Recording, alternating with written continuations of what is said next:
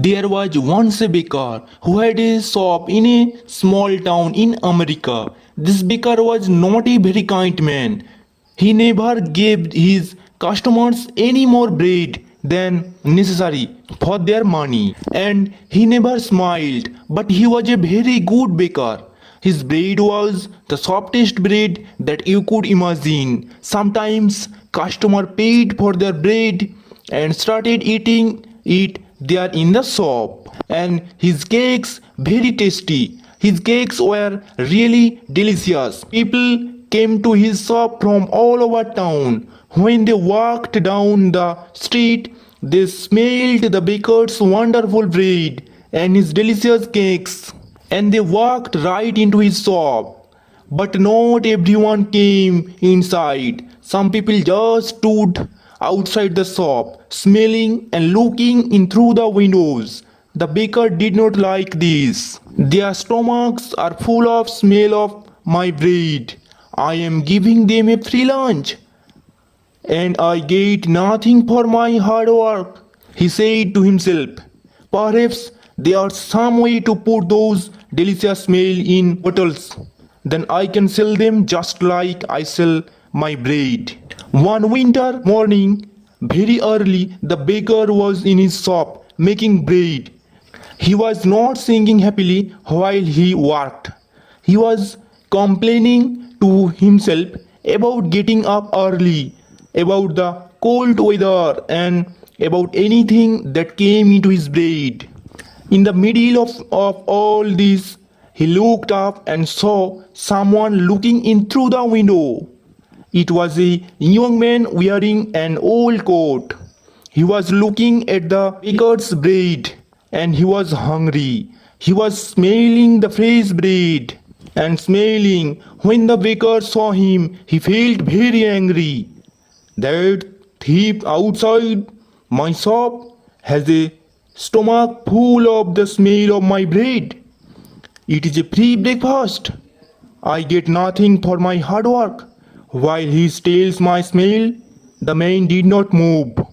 He just stood there, closed his eyes, and smelled the fresh bread happily. The baker was really angry now. He walked across the shop, opened the door, and shouted at the man, "Pay me!" "Pay you for what?" asked the young man in great surprise. "For the smell that you have stolen," replied the baker. "But I have stolen nothing. I am only smelling the air." "Air is free," said the hungry young man. "It's not free when it's full of the smells from my shop," replied the baker. "Pay me now, or I will call the police." When the young man did not pay, the baker took him by the coat and pulled him through the snow to the judge's house.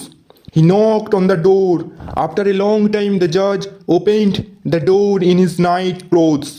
He looked at the baker and the hungry young man standing outside in the street. It was 6 o'clock in the morning. What could be so important so early in the day? "This man is a thief. He stole the smell from my shop," said the baker. The judge was surprised, but all he said, "Come in and tell me your story. But first give me time to dress myself." He went back into the house. After a few minutes, he came back and he took them inside. They all sat down together round a large table. "All right, tell me everything. Baker, you start," said the judge. He listened quietly. First, the baker told his all about the hungry man who stole all his meals. The judge went on listening. Then the young man told him that air was free and that any man could have as much as he wanted. When they finished telling their stories, the judge was silent for a few minutes. The baker started telling him again of how the other man took all his smells without paying. "Stop, be quiet. I have decided what we will do," said the judge. "Young man, do you have any money?" The young man put his hand in his pocket and took out a few coins. He showed them to the judge and said, "Sir, this is all the money that I have in the world." "Give those coins to me," said the judge. The man put them into the judge's hand.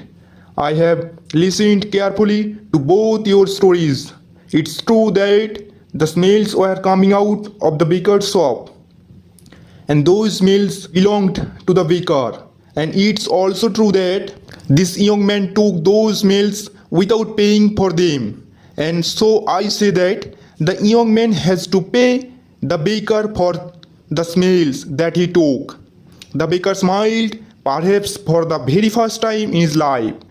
He held out his hand at once for the money, but the judge did not give him the coins. He shook the coins in his hands and they clinked together. "That can pay for the smells," he said to the baker.